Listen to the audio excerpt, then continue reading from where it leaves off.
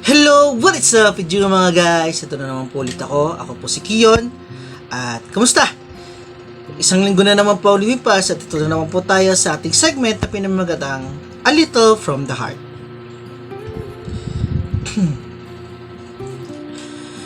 Alam nyo, as a practicing Christian, isa sa mga pinaka-gusto ko tungkol sa ating Panginoon at sa ating Diyos ay He is a logical God. He is a God of logic. Yes, He's a God of love. He is a friendly God. He wants us to be His family. But most importantly, hindi siya yung Diyos na, or yung Panginoon, na sobrang daming hinihingi na parang hindi natin naman mag-grasp. He's very simple. He do things out of logic. Dahil nga, siya yung creator ng buong mundo.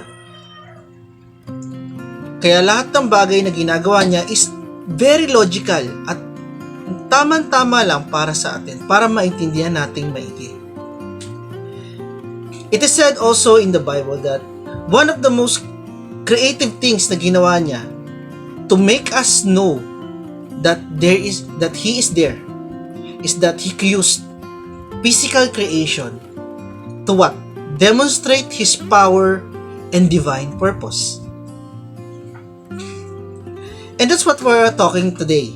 Isa sa mga salita isa sa mga lessons or messages na napakasarap pakinggan at napaka basic for me, but then still ito yung mga pinaka-importanting bagay na kailangan natin maintindihan. The seed. The meaning of the seed in the Bible. So madalas natin marinig yung parable na yung buto na parang mustasa. But then just dive deeper. Ano nga ba? Bakit nga ba may mga gantong reference sa Bible? So unang muna kailangan natin maintindihan. Katulad nga po na sabi ko kanina, God is a logical God. He uses creation.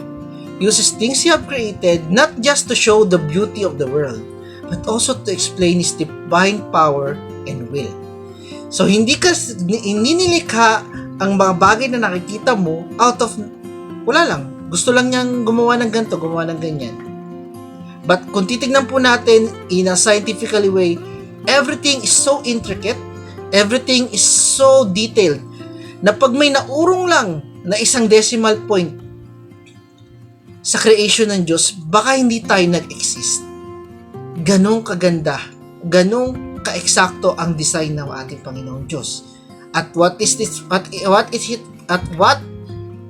its purpose?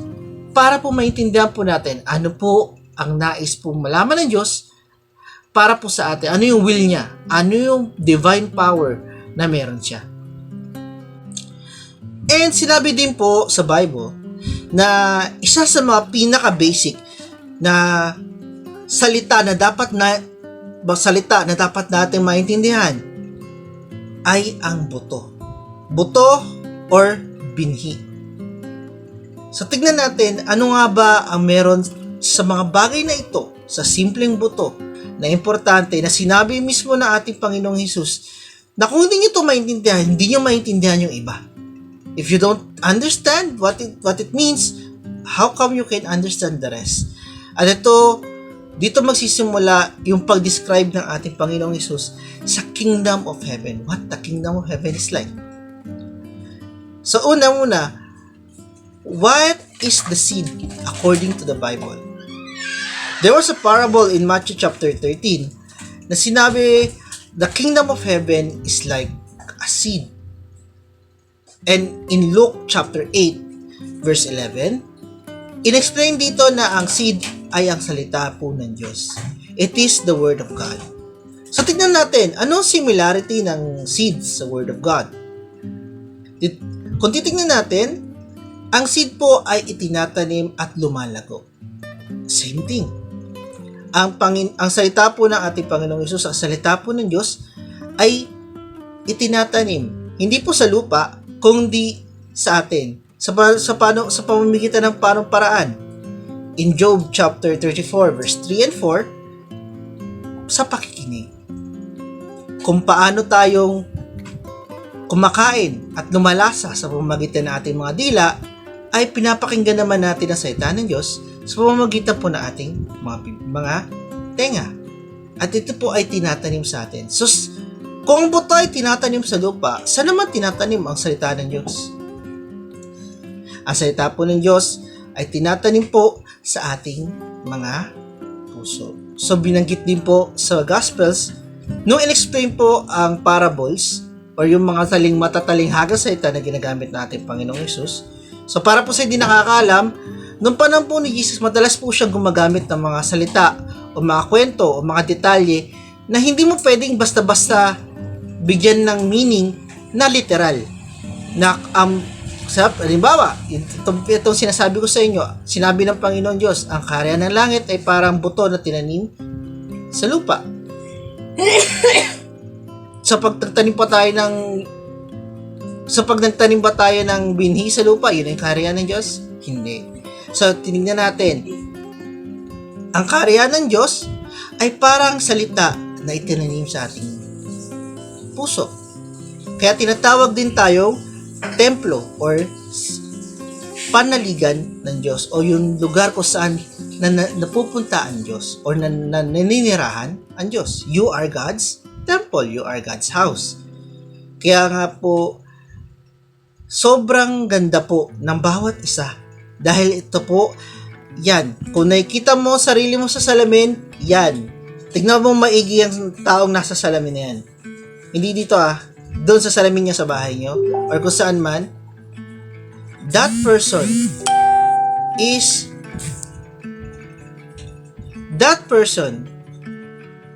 the dwelling place of God. At paano siya nagdadwell? Dahil nakinig siya ng salita. Pero syempre, kung ang tao ay nakikinig sa salita, may iba't ibang paraan paano ito natatanggap. So, paano nga ba ito describe sa Bible? Again, in the Gospels, binigyan tayo ng example kung ano yung uri ng mga tao ang nakikinig sa salita ng Diyos. Unang-una,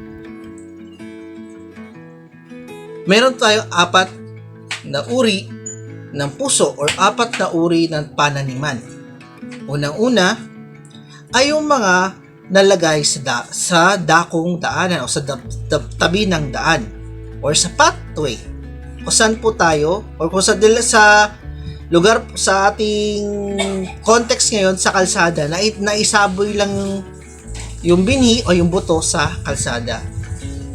So kung titignan natin sa Biblia, sa kalsada, hindi po siya tumubo, bagkus kinain lang po siya ng mga ibon. So ano po yung sabihin po nito? Pinaliwanag din ulit sa Biblia na ito yung mga tao na nakinig ng salita pero hindi naitanim ng husto sa kanilang mga puso. Kaya eventually, nawala na lang. At nung nawala, ganun din, kasama din doon, nawala yung kagustuhan nilang makinig pa ng salita ng Diyos. Kaya kung ikaw, sa tingin mo na andun ka sa stage na yon, na nakikinig ka sa salita ng Diyos pero tumatagos lang sa kabilang tenga, I encourage you to listen more to your message, to the everyday message in your church, or kung dito na lang sa atin mag-sharing tayo or makinig tayo sa mga onting mensahe lang, mga things that a little from the heart. Dan sa gayon, hindi siya matangay o hindi siya kainin. Sinong kakain? Siyempre, sino ba ang hindi gusto na makuha natin yung salita ng Diyos? Yung kalaban, si Satanas. Kukunin niya ang salita ng Diyos sa ating mga puso sa pamamagitan pag nalimutan natin kung ano yung narinig natin, kung ano yung natutunan natin. Kaya ang paraan, laging makinig, laging maghanap ng salita ng Diyos saan man, anumang oras, saan man dako ng ating mga buhay. Ang pakikinig ng Diyos ay hindi lang isang beses, kundi habang buhay natin, dahil ito po ay tinatanim. Katulad po ng kung paanong pag nagtanim ka ng palay sa susunod na panahon ng tagpalay, ay nagtatanim ulit ng palay. Ulit-ulit ito. Until to the point na nakatanim na sobrang nakatanim na parang isang pangalang ikinayod sa puno na naandun na kahit anong mangyari. So, ano ba ang pangalawa? Ang pangalawa namang uri ng lupa ay yung mga lupa na nasa batuhan. Ano po itong mga nasa batuhan? Kung mapapansin niyo po, pag ang isang halaman ay nakatanim sa batuhan, syempre natatakpan po siya ng bato. Hindi po siya nasisinaga ng araw. Maraming harang. So, yung pinaliwanag din ng Biblia na itong mga taong ito yung mga taong nakatanggap ng salita. Pero dahil sobra silang kinain ng sa term natin ngayon, kinain ng sistema, na problema sa buhay, kinain ng pangangailangan sa kayamanan or pera, at nawalan ng panahon para sa salita ng Diyos, eventually natanggal ito sa kanila, nalimutan nila at hanggang sa hindi na nila ito napanghawakan. So ano yung magiging solusyon naman sa mga ganitong tao? Sinabi din po sa salita ng Diyos sa Romans chapter 6 na lagi po nating i-seek first the kingdom of God. Always seek first the kingdom of God and His righteousness. At ang lahat ng mga bagay ay aalon na rin po papunta po sa atin or dadako na rin papunta sa atin. Again, ang solusyon po sa mga gantong sitwasyon kung saan parang sakal na sakal ka na sa buhay, sakal ka sa mga problema na hindi mo na nabibigyan ng panahon ng Diyos, ay yun din mismo. Pagsikapang bigyan ng oras ang Diyos, dahil nga po kung ang Diyos ay na ating sandalan o ating pundasyon, lahat ng bagay is napakadali na lang. Katulad nga po ng sinabi ng salita, sabi nga po na isang kasabihan, nasa Diyos ang awa, nasa tao ang gawa. Kung puro gawa lang at hindi humingi ng awa sa Diyos, baliwala din. At paano tayo hingi ng awa mula sa Diyos? Pumakinig ng kanyang salita at sa pagtatanim ng kanyang salita sa ating mga puso. At ang pangatlo naman na uri ng mga bagay, uri naman ng pangatlong uri ng pananiman ay yung nasa tabi ng mga tinik o yung mga nasa lugar ng mga damo or mga damo or thorny bushes. So sinabi doon, ano yung sinabi doon sa Biblia? Nung una, ano sabi sa Biblia? Itong mga to, nasakal sila sa mga tinik ng mga damo at eventually hindi nila nagawang tumubo ng maayos. So ano tong mga tao na to according sa Bible? Ito yung mga tao na sobrang saya. Tuwang-tuwa sila nung narinig nila ang salita ng Diyos. But eventually, unti-unting nawala sa kanila yung saya. Dahil nga po, maraming mga humaharang or dumidikdik sa kanila. Dito pumapasok yung pag-uusig, yung pagko-question, paglalapastangan sa iyo dahil sa iyong pananampalataya. Like, kung dati hindi ka nagbabasa ng Biblia, bigla ka nagbasa, nakinig ka sa salita ng Diyos. Then sinabi siya, nagpapakabanal ka na. Bakit lumabas ka sa langit? Hindi nga. Totoo ba yan? Baka naman susunod na linggo, nakikita na kita, painom-inom ka na, may ginagawa ka ng kung ano-ano. Ito po yung mga bagay na siguro madalas pong mangyari, lalo-lalo na sa kabataan ngayon, dahil madalas po tayong ma-judge according sa ating mga actions, sa ating mga ginagawa. At ito po yung mga bagay na unti-unting sumisira sa pagnanalig po natin sa Diyos. Dahil nahihiya, napapahiya. Pero ano po yung sinabi ng Biblia? Makinig panghawakan mo o higit kanino man, at nang sa gayon, patuloy kang maging malakas. Kung ako ang inuuna, yun po yung at kung magiging matatag ka hanggang sa dulo, kasi ano po yung pangako, lahat ng mga bagay ay makukuha po natin. Hindi po dapat pinagkakahiyaan sa salita ng Diyos. Higit pa man, dapat maging proud ang isang mananampalataya. Hindi tayo dapat nagpapadala sa mga insulto o sa mga pangungutya ng mga tao dahil lahat naman hindi agad-agad naniniwala sa salita ng Diyos. Kahit nga po yung pinanganak na mula sa pamilya ng practicing Christian, hindi naman agad-agad meron silang matibay na pundasyon. Siyempre lahat ay gumadaan sa proseso. At kung ikaw ay na-experience mo na yung nabibigla yung mga kaibigan mo, mga kasama mo dahil bigla ka naging banal, or sabi nga, maging banal, huwag mo ito ikahiya. Dahil ikaw ay, sabi nga, ang liwanag ng isang lampara ay hindi maitatago kahit ilagay mo sa ilalim ng lamesa. Ibig sabihin nun, dapat ka manindigan kung ano po yung salita na naitanim sa puso ninyo.